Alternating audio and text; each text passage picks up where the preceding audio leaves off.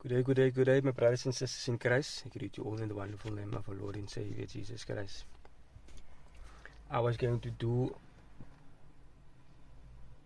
something, but then I was not going to do it anymore.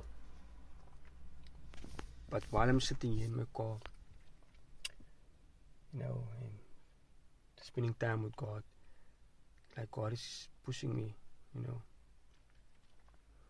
giving me a nudge or a knock or whatever you want to pull or whatever. He's like, talk, say something, say what we spoke about. So I'm gonna give it in a nutshell. And I think I'm not gonna see much anymore on my status like I used to. But if you want more in-depth understanding of what I talk about, because I don't always quote verses or scriptures,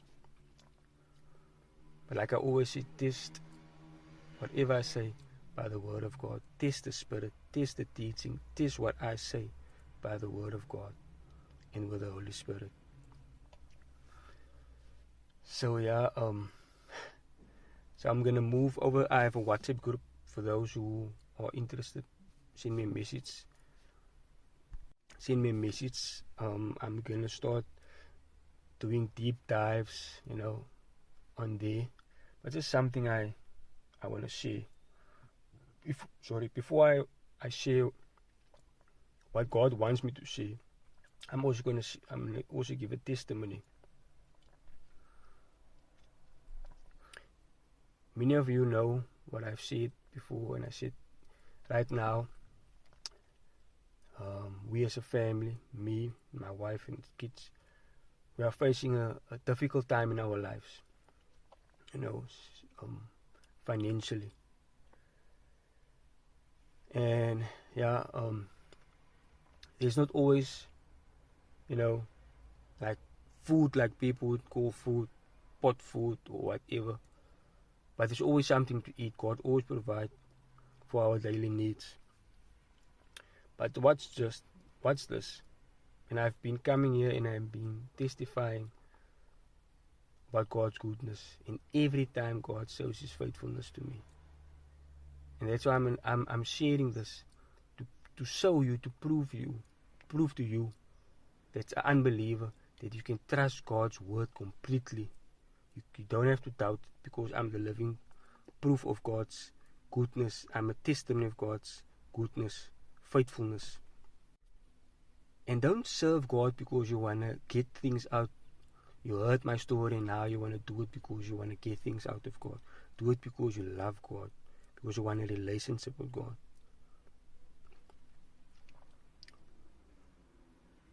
So here it goes. Yesterday, it has been like this for the whole week, but yesterday I didn't bring anything to work to eat, but I brought fruit. I took some fruit and I was going to have the fruit. But see how God provides. Yesterday God sent me someone. When I come here, I'm not going to mention names, because I'm not here to put people on a pedestal, to put people on spots. When I talk about people, it's not to point you at the people, because our war is not against flesh and blood, but I want you to see what is happening in the spirit. So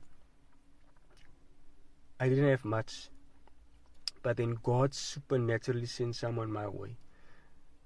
And guess what I had to eat? Remember, I don't ask anyone for food for nothing, and I don't promote it that I don't have anything to eat, because that is taking God's name in vain. If I'm a child of God, for example, I have parents, am I going to tell everyone that I don't eat because my parents is bad people? Or I'm going to say things because of my lack of, my parents? No. Now the same with God. When we are children of God, we must carry God's character or image boldly and without messing it up, wear it purely, because God is a perfect Father. But what's this? Without me even asking my Heavenly Father for anything to eat, just me minding God's business, just doing God's business, just doing God, God supernaturally sent someone to me. I had a bakkie that was bought with chips in, nice deep fried chips, with sauce, spices over, and 2 jalapenos with sauce I can dip it into. That is the power of God. Basically, I had one of the best meals yesterday at work without even giving a cent out to eat something like that. That's how I put my faith and my trust in the Word of God. And when I say put in the Word of God is God. Jesus is God. Jesus was the Word that became flesh. But I'm not gonna run around now. I want to try to stay focused here. So that's the testimony I want to see of God's goodness. But also, what's this? This can be very quick. And I don't have all the verses, but I'm going to paraphrase, I'm going to throw them out, but I'm going to do a better video. Like I said, if you want to have a deep understanding, just come to my WhatsApp channel. Where we speak gospel, where we speak God, where we speak things that will build your spiritual life. Where we see things that will build you spiritually and fleshly. The flesh also needs food. I'm not denying the physical part, but I'm saying there is more to life than just the flesh. So this morning I woke up. First thing what I try always to do is I pray. If I don't remember before I get out of bed to pray, while I brush my teeth, God will drop it in my spirit, you didn't pray it, and while I'm brushing my teeth I will pray. You don't have to pray out loud. You can pray in your mind, you can pray in your heart. It doesn't have to always be a loud thing for everyone to know that you are praying and spending time with God. Anyway, I'm laying in bed, instantly I pray. I thank God for the day, and I look at my boys, look at my wife, she's up already, and I thank God, and to pick up my phone to check, because my brother was driving with me, but he wasn't driving with me this week, but I just still check, hey, did he maybe send any messages? Is he still gonna drive with me today, or maybe he's gonna take the car by them? Blah blah blah.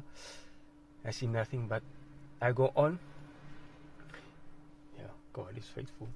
I go on to TikTok. Normally what I do is I put gospel also on while I get done, just to be in God's presence, man. But now I sleep some more on with the Word of God. Like I put audio Bible on and I sleep in the Word of God. I go to sleep in the Word of God. I wake up with the Word of God. I just want to be in God's presence. And then I see someone, like I said, I don't mention names. I just want to show what the enemy does and how he deceives us. I see someone, a brother in Christ. Someone that, okay, not many will know because he's not the international person, but many will know because I saw him before, I saw him face to face, I shook his hand before. This is someone that, a lot of people look up to. And this guy speaks about the podcast that he had, and he speaks about how a mother sent him a message to say that a child is sick, has basically illness like a epilepsy or something like that. Basically, when I say illness, it's basically something that the doctors confirm that there's no cure for. A sickness you can always cure with doctor stuff, but the illness many times they say it's not curable. If I'm wrong, correct me. I don't mind, because I want to learn. And I see this guy, he's testifying, he's saying that someone messaged him, a mother of a child that's sick, because this guy he also has some type of illness, I'm not going to say what type of illness, because then you're going to know who I'm talking about. But he say he has an illness, and then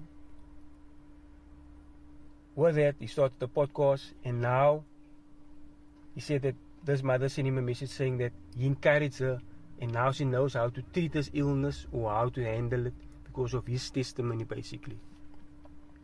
And instant God dropped something in my spirit. Instantly God spoke to me, because I was, like I said before, I was doing a study with God, and God showing me what is His will, and how people say that sickness is His will, and how people say when you're sick and you don't get cured, it was God's will for you to die, and God wanted you to have this illness, and it's a whole mess, man, that we as believers believe, that we were taught or trained or told,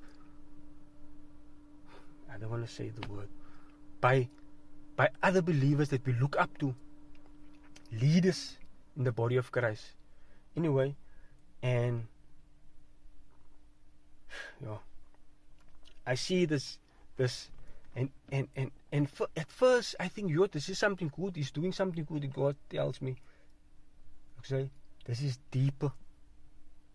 This is deeper. And look here, people, I'm someone.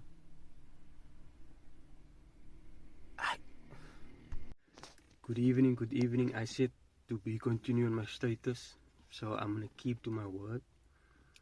You know, it's one thing that you need to honor your word. You can't say something and then you don't do it.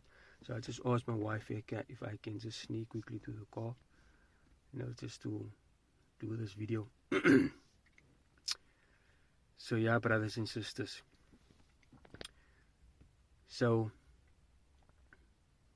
my lunchtime was over and I had to go.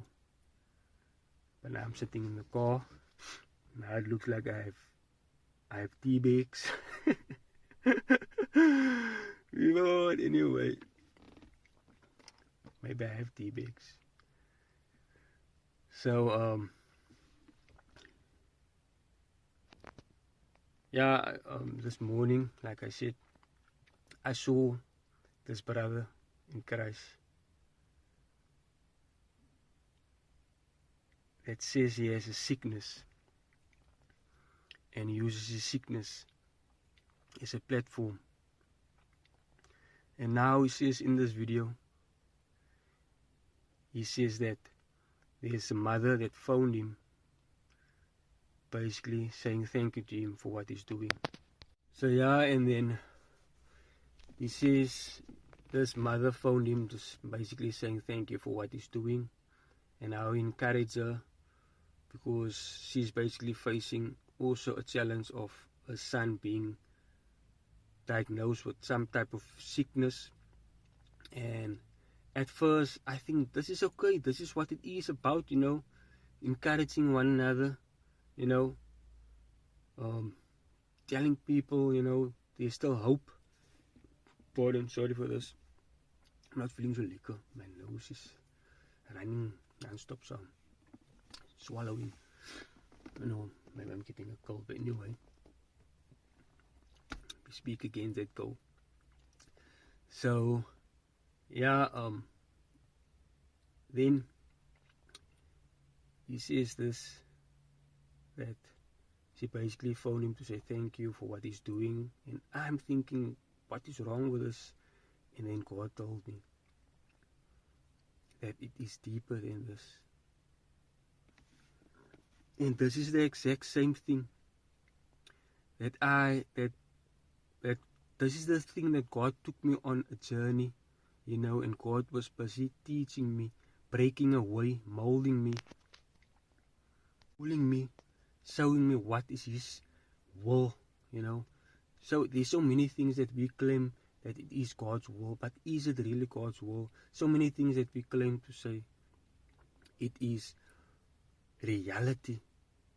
Like I said before, I don't know if I said it here, I speak so much to other people as well. And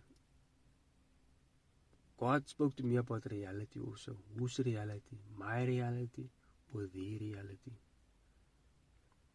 But before I dive into this, I first want to lay the foundation. And I want to ask each and everyone, those who are saved and those who are unsaved, what is our belief when it comes to God? Is God the ultimate authority above all things? Or is God second, in the middle, or last in your life? Where do you place God in your life? Is He above all things? Is He King of kings? Is He Lord of lords? Is He the Alpha and the Omega? Is He the one who created the heavens and the earth? Is He the one who blew His ruach, His breath into your nostrils and gave you life? Is He the one that formed you? Is He the one that knits you in your mother's womb? Is His word final? Is His word yea and amen?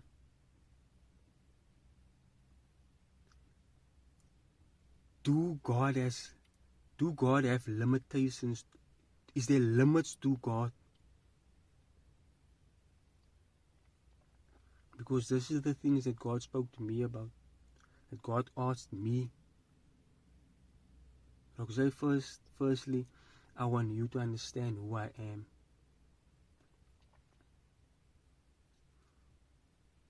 Not just what you hear about me and what people say, but who I am to you personally. Because remember, this is a personal, your relationship is a personal relationship. It's not you and God and the next person, it's you and God. But you don't hide God. When I say it's personal, it's not a personal, like a private thing that you hide God. Like I said before, you wear God boldly like you wear your wedding ring. You have God boldly like you have your wife when you walk in the mall, in the streets. You don't hide God. But what I mean by personal, is he the only person? You know, is there anyone above God? Is there anyone beside God? Is God your final and your ultimate authority in your life? Is it what God says in His Word? Do we believe what we read? Do we believe what we hear when we stand, when we go to church and we hear the things over the pulpit? Do we really believe the words of God? Do we believe Jesus to be the Word of God? Do you believe what He says in the Word of God? So if we have that foundation, I'm going to move forward now. And I said, I'm not going to use scripture because I'm just going to run through this.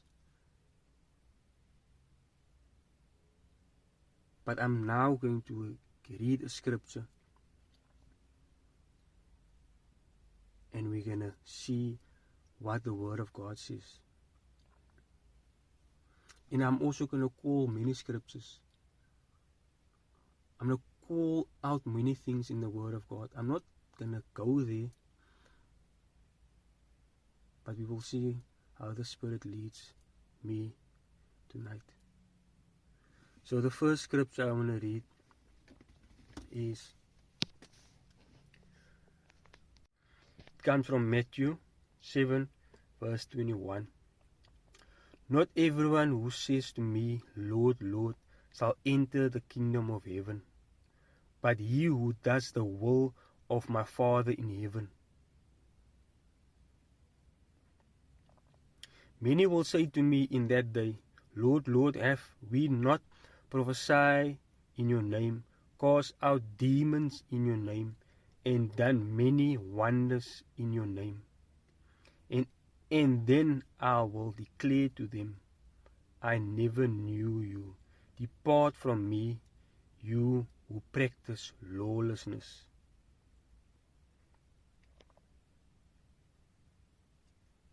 People, this is very serious. So here, God or Jesus is saying that it's not anyone that's going to go into heaven. Not your works, not the things that you are doing. And many of us think that we're going to enter in heaven because of what we are doing.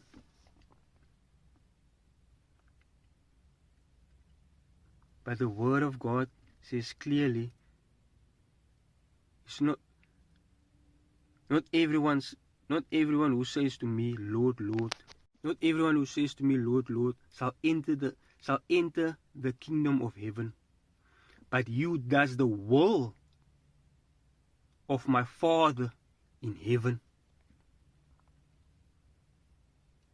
You see a kingdom? So heaven is a kingdom, people.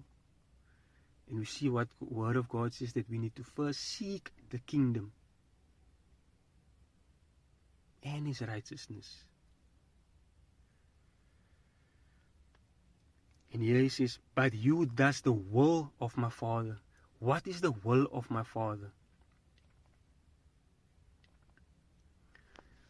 Here we see someone that builds a platform from his sickness. He takes his sickness as a pet, and it makes it part of his family, it makes it part of his life. It makes the sickness or the illness part of who he is, his identity.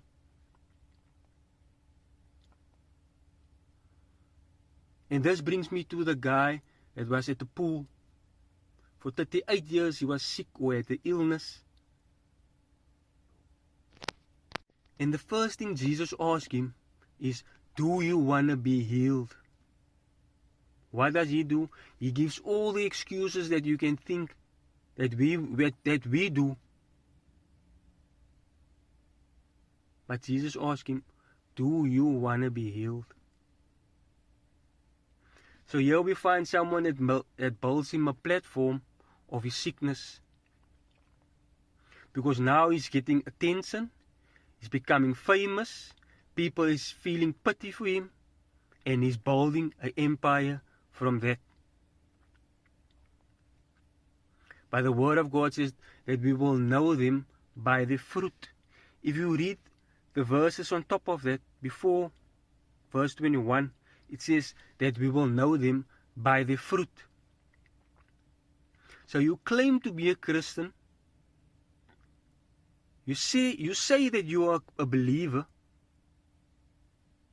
but you're not doing what Jesus did. Jesus is the perfect example that we need to follow. I said in my previous video that we must follow Christ. We must walk so close to Christ that the dust, the sand, when Jesus walks, when he steps, that sand must land on us. That is what it means to walk and to follow Christ. He's our perfect example. Like I said many times before, I'm not a believer because of anyone else, but I'm a believer because of what God did in my life and how he worked in my life. Yes, everyone else played a role. People prayed for me and all of the other things, but God is the final. He is the reason why I am here and who I am today. People, I'm not educated.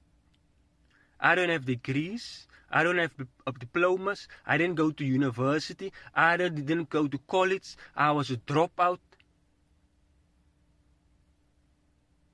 I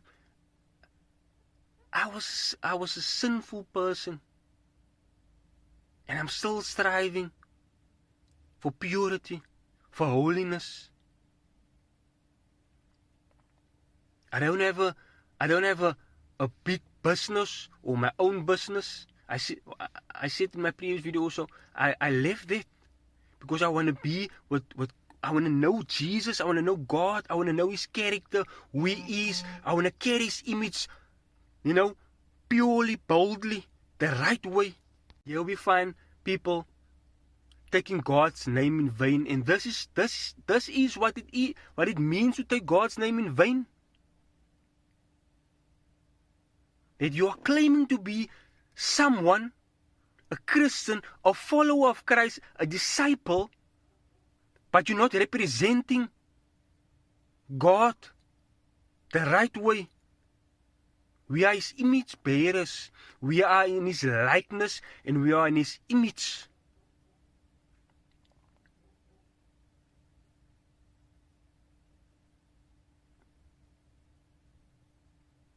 And now, this person tells everyone else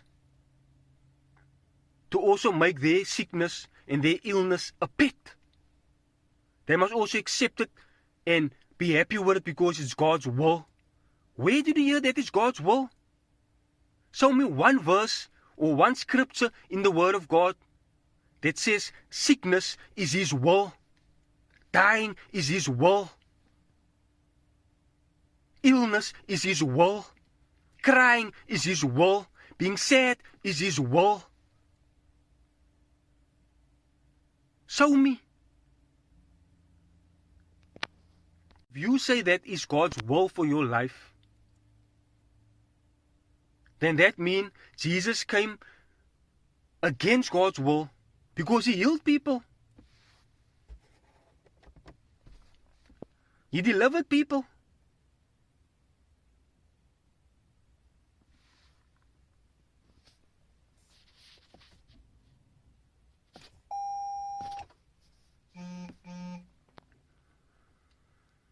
Yeah. We are far from the ball as believers, and what people have been teaching us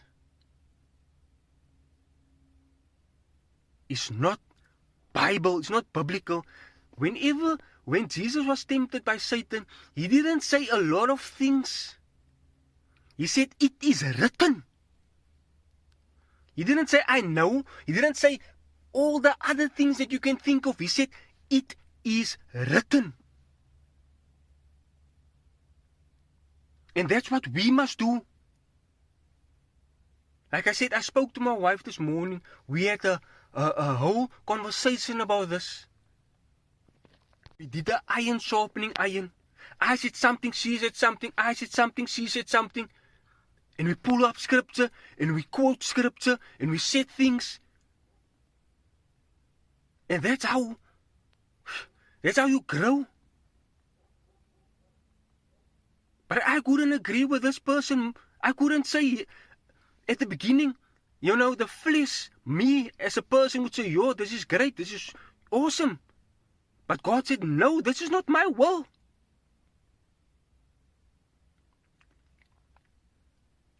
That's why God came to restore what we have, what was lost in the Garden of Eden. Not just dominion, but He brought the kingdom of heaven to earth. That's why you see in the Our Father prayer, it's your will be done. You can't say this is God's will. It's your kingdom come. God's kingdom must come on earth. Let your kingdom come on earth as it is in heaven. As it is in heaven. We read these things, but we don't understand these things. Here we read in Matthew 7, verse 21, it says, I never knew you. I never knew you means an intimate relationship. Not just a hi and a goodbye, or a hug or a handshake. It's an intimate relationship. A relationship that you have with your wife or your husband. That's the type of relationship Jesus is talking about here. A daily talking to each other. A daily communion with each other. You don't come home and you sit in your corner and your wife sits in her corner. Maybe for some of us that is the reality. But that's not how God made it.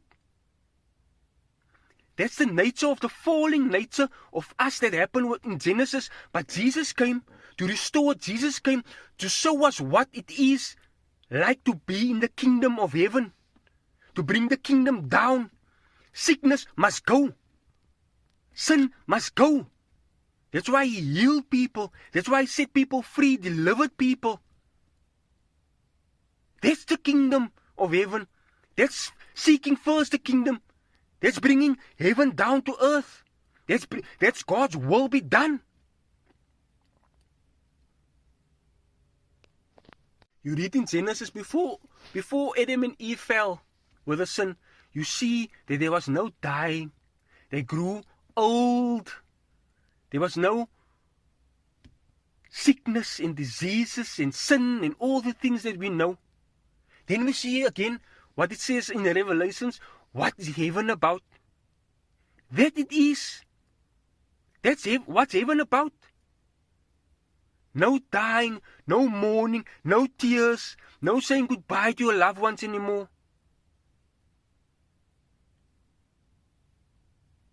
But when someone is sick, when someone has an illness, we say it's God's will. When that person dies with that illness, we say it's God's will.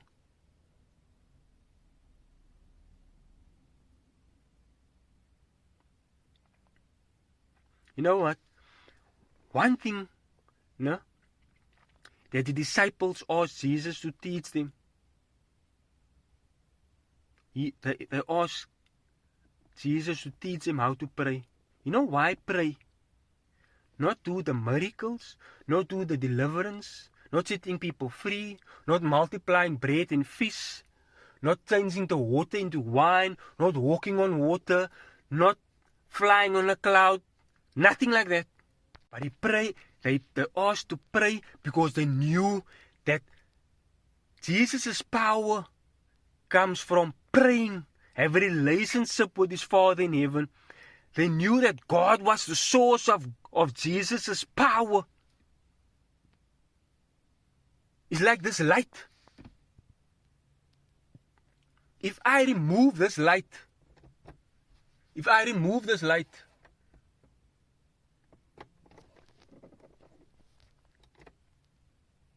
do you see me? No. If I put the light on, if I put this light back to the source of the power, it makes light. Where there's darkness, it brings light. Doesn't matter how small that light is. Darkness can never overcome the light.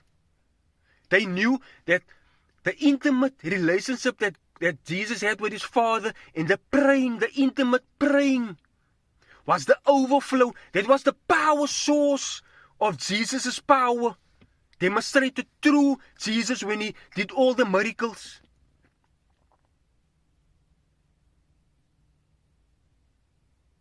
That's why it says here. But they asked to pray because they knew that Jesus' power comes from praying, have a relationship with his Father in heaven. They knew that God was the source of Jesus' power. It's like this light. If I remove this light,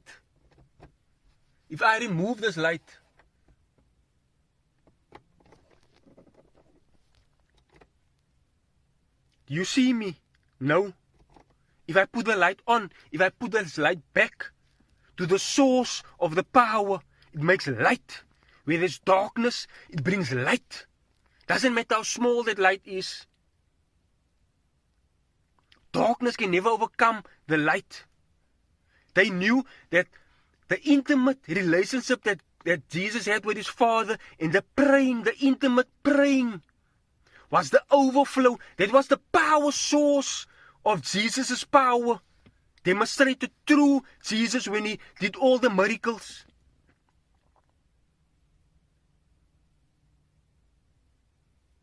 That's why it says here.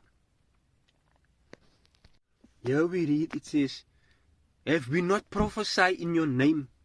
Have we not cast out demons in your name? And do many wonders in your name?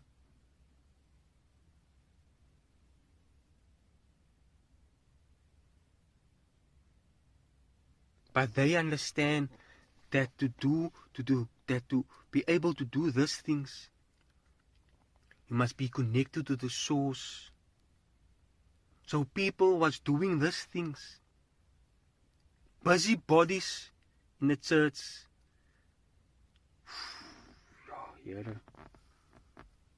I'm going to say it now, people. We run the yellow functions in the church. We have fundraisers. We have worship nights, we have coffee bars, we have all the things that you hear that churches is doing.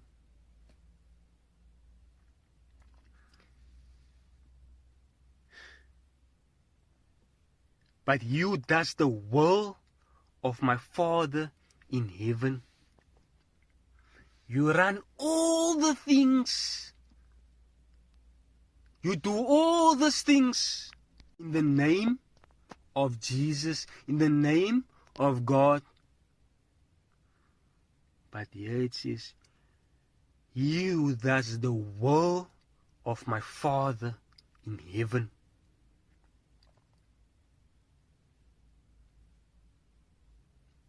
You claim to know God, but you don't know his heartbeat. And I think of this brother. We must pray for one another, people. We are busybodies, we are tired, we are running around in the church, but with no power. And we think, why is things not changing? Why is things not different? Because we think we do it all under the name of God. Did you ever ask God, is this from God?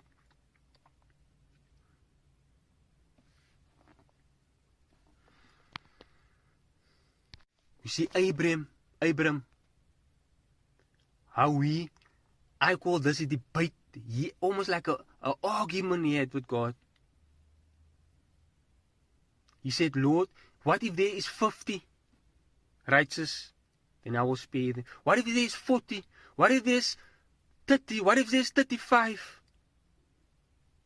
And here you get people that want to make their sickness a pit, make their sickness a platform, make their sickness a part of their identity. Like the guy at the pool of Bethesda. 38 years, he made that sickness his identity. And he made excuses for his sickness. All Jesus asked him, do you want to be healed? Did you ever wonder why Jesus walked past on everyone else? The Bible makes it clear that there were so many other people that were sick and ill. But Jesus goes directly to that person.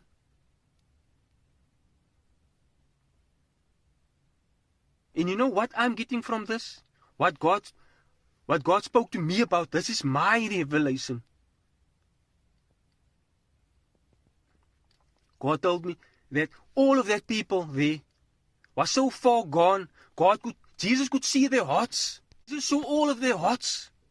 And they were not ready for receiving a healing because they were so into their sickness and illnesses that they didn't care anymore. Because they made it a comfortable thing. They made it their platform. They made it their income. They made it their fame. They made it their pity. But Jesus saw this one guy who had an inch of hope, an inch of belief. And that's why Jesus came to him. Jesus didn't just heal him. Jesus asked him to check, is there still a belief in this guy? Is there still faith in this person? Do you want to be healed? Why did Jesus not ask everyone else there, do they want to be healed? Because they were so far gone. And that's many of us today. We are so far gone, we missed the ball completely, and then we want to call it God's will. I told my wife this morning, and I spoke to her, and we spoke together, and I told her, I called my wife Baba, I said, Baba, if one of my boys or our children must be sick, you think that I'm just going to accept it? I'm going to pray day and night, day and night, day and night. I'm going to speak life into them. I'm going to speak life over the situation.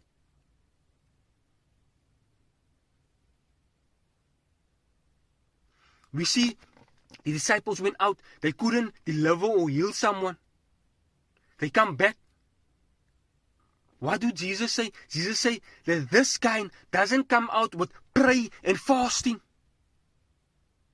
So if you trying something and it doesn't work, Jesus is saying, do it in prayer and fasting.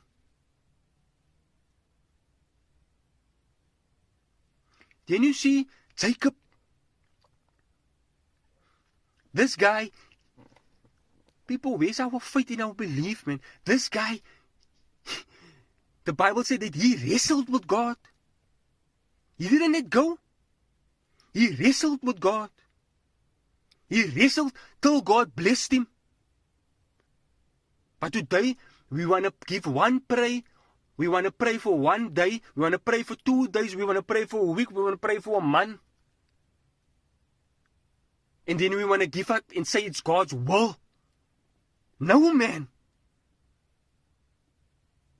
This is taking God's name in vain.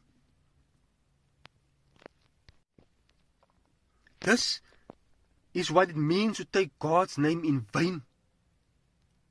This guy wrestled with God till God came through for him.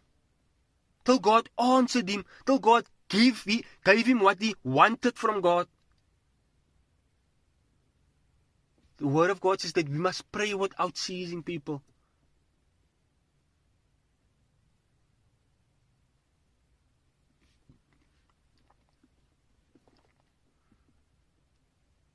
And you want to tell me that it's God's will? It's we that are weak. We that give up quickly. It's we that want to knock once. That's the problem. It's not God that is powerless. God is all powerful.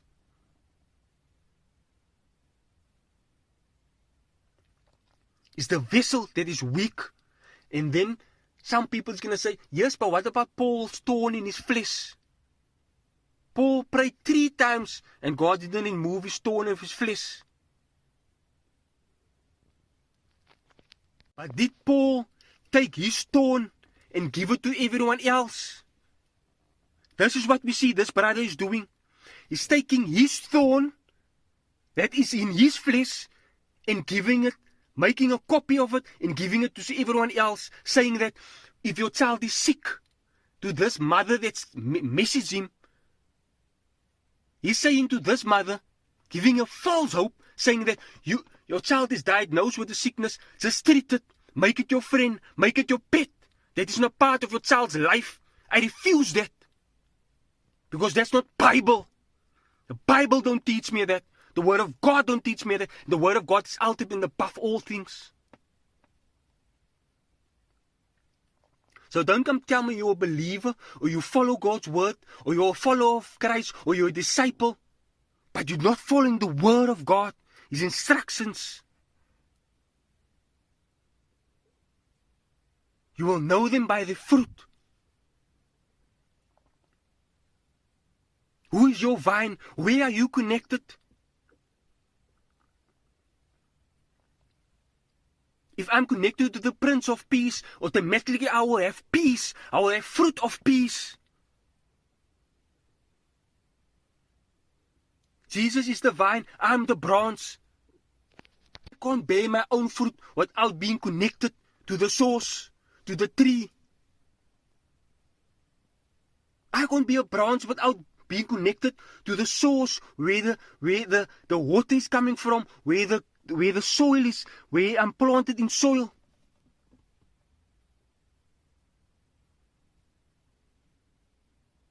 No, man, people. We must come, right? Really?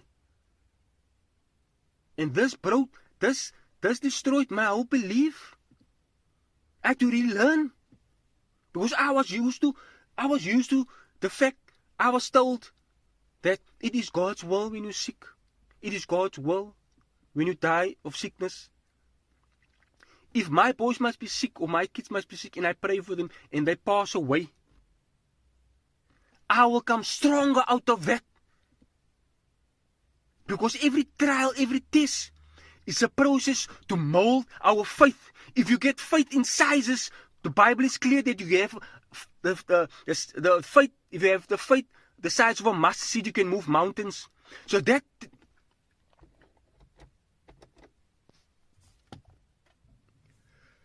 tells me there is sizes to faith. So whatever we're facing, the challenges that we are facing, that is to put our faith to test and to make our faith grow. That is like going to gym. When you go to gym, you have small muscles. But as you go every day and you pick up heavier weights, bigger tests, bigger trials, your faith grows. Right now, my boys were sick for 2 days. What do you think what I do? I pray. I dedicate my kids every day to God. I said, Lord, they are inheritance of you. They are reward from the womb, like you say in your word. If there's something wrong, I give them back to the owner who gave them to me. I'm just a steward. Runny nose, blocked nose. The previous night, we didn't have any sleep. Last night, asked my wife. I bathed him. I prayed over the water. I take him out. I pray over him again while I'm rubbing him out with Vicks. We had a peaceful night rest.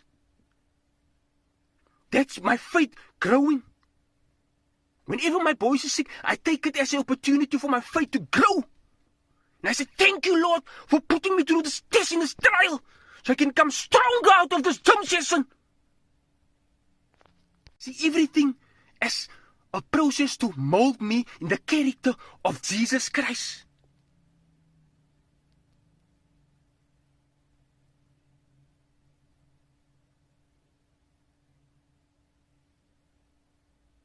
Guys, you want to understand? God loves us. And He gave us the same. Jesus said, I give you the same authority that I have. There's one name above all names, in heaven, on earth, and under the earth. And all must bow for that name. If it's cancer, that's a name. You need to bow to Jesus Christ. If it's diabetes, it's a name. It needs to bow to the name of Jesus Christ.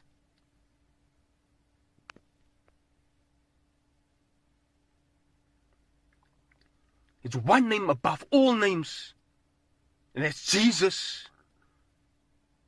Stop making your sickness a pet and a platform and a money scheme to make money and followers and all this stuff of this flesh.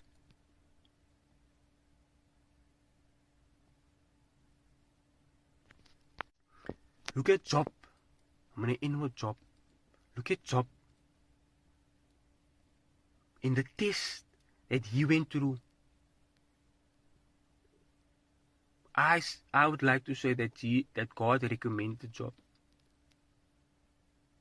Because Satan didn't find anything fault with Job. And that's why he couldn't test Job. He couldn't go to Job. He couldn't do what he wanted. Because there was no open doors. That's another story. But God said, what do you think of my faithful servant? There's no one like him. Yeah, there's a hedge around him. You protecting him. Take that away and I will show you what I will do with him. And God did that. And he lost everything, people. He lost his family, his wife, his children, his cattle, everything, to the point of getting boils on his body. Did Job give up? Did Job give up? I'm asking. He pushed through. And many of us can't even push through. One day, one night, a month, 2 years, 3 years. Then we give up. Then we say it's God's will. But Job pushed through till the end. And God blessed him twice as much as what he had before. If he had one house, he had 2 houses or 3 houses, 1 car, 4 cars, He had 20 cars.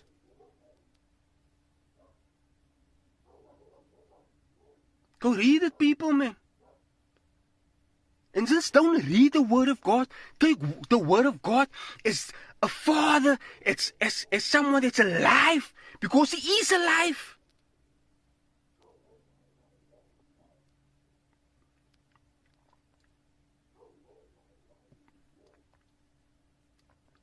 People, it's not too late.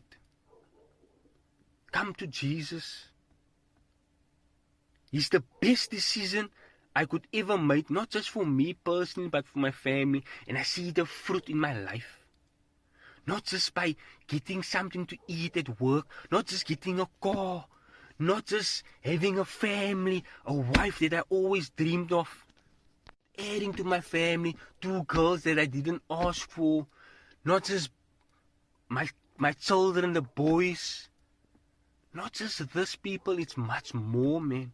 Stop looking at this flesh. Stop thinking that your reward is in fleshly things, a car, a house, a marriage,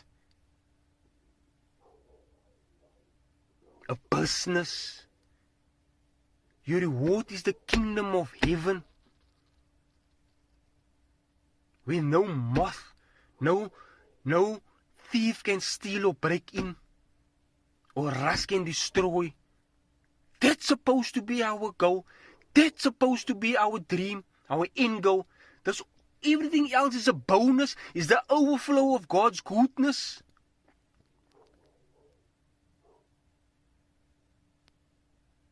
We can't claim to be followers of Christ. Jesus was the perfect example, like I said before. I'm not this person because of people. If it was, then I would have been another religion, another faith, another belief. Because those very people failed me. But God brought me back. He said, don't look at them. Look at me. Look at Jesus. Follow Jesus.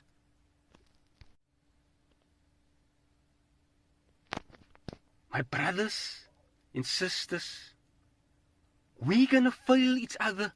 Our pastors, our leaders, our priests, our parents, they all going to fail the human. That's what God told me. That's what God spoke to me.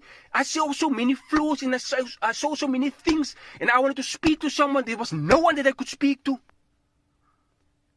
Things that God revealed to me. I felt like I was crazy because no one could understand me.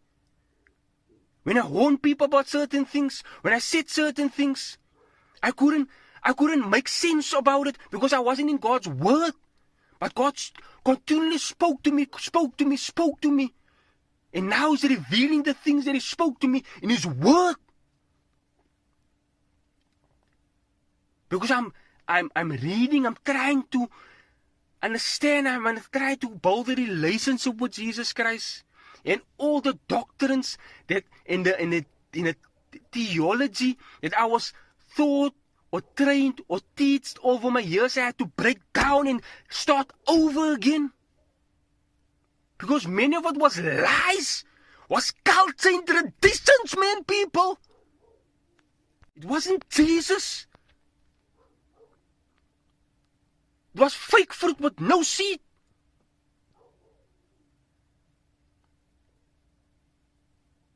Come to Christ. Put Him first. Build a relationship with Him. When I always wanted to get married. But when I put marriage aside and I started focusing on Jesus, marriage came. When I started focusing on Jesus, children came. When I started focusing on Jesus, car came. When I started focusing on Jesus, Jesus provided it for me in my family. Days when I don't know what I'm going to eat, but I provide for my kids first, and my wife. But days when I don't know what I'm going to eat, God sent people supernaturally, and not just with bread, with hot chips, with burgers, with nice stuff, man, people, with pizzas, with cake.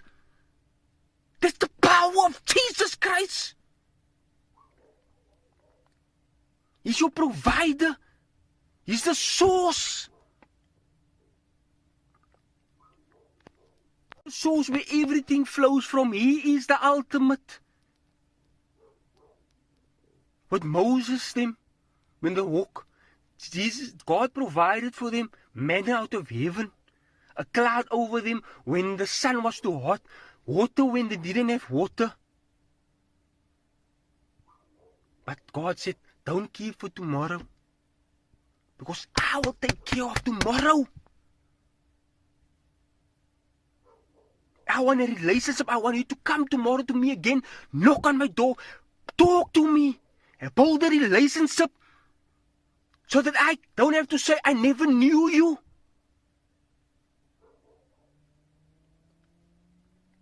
In Matthew 6, we also read that the word of God says, they don't worry about tomorrow.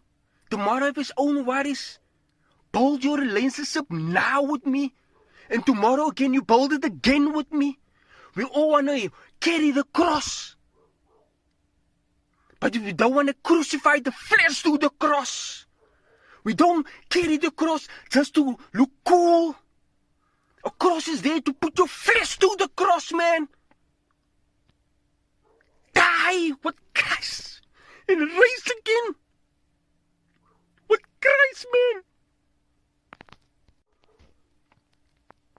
Be a new creation. A new creation is all things are new. Everything are new. Die of your flesh.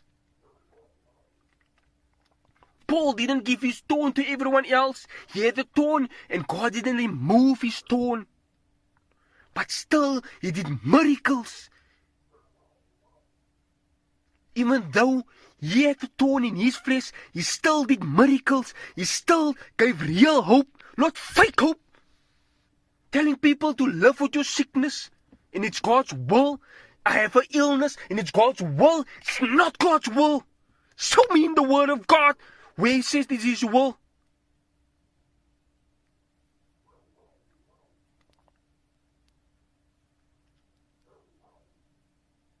We need to repent as a church, as a body of Christ, for what we are teaching this world and people out there. A fake God, a powerless God, a powerless Father. And I'm not going to stay quiet for that.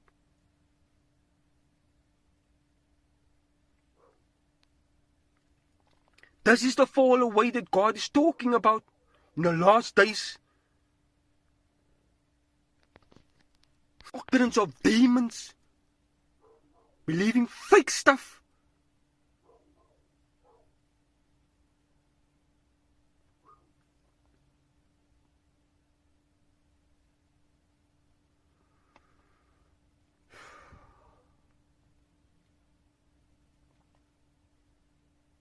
Please, people, come back to Jesus. Restore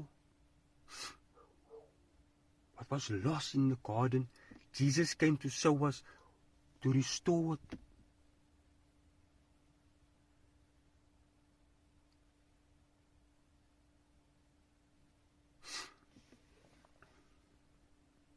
God bless you all. God loves you. God loves me.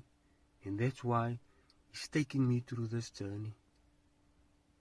It's not easy, people. I didn't ask for this. I don't want to do this. I can't read properly. I can't pronounce certain words properly. I have no education. I'm a nothing. But in my weakness, God's power is made perfect.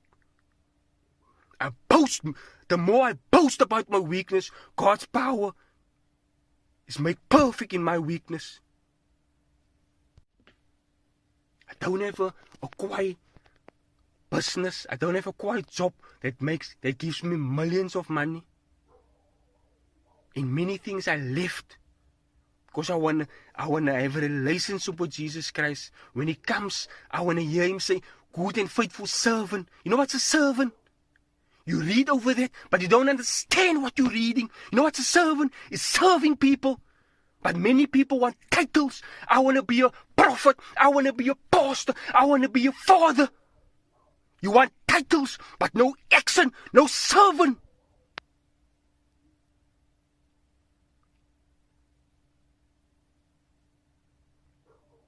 We are servants first. We are disciples. We are followers of Jesus Christ.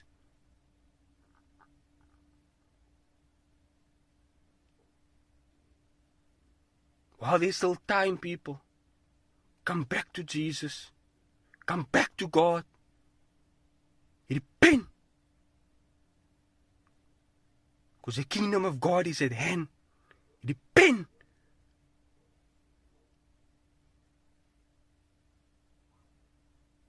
I'm a sinner. God wants to use the sinner to speak to you. I hope you all were blessed and there was something that you can learn from this. Because I was learning from this. And there's so much more that we're going to go on this journey. That God spoke to me about, revelations that God spoke to me. And I'm going to give you the revelation that God spoke to me.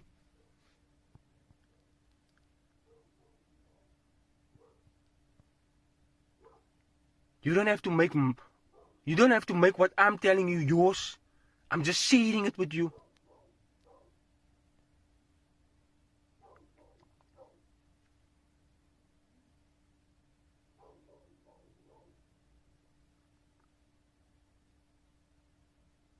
God bless you, people. Have a blessed night. God loves you. Jesus loves you. Let's make disciples. Let us not hear, but he who does the will of my Father in heaven. You who practice lawlessness and never knew you. Let us hear, my good and faithful servant.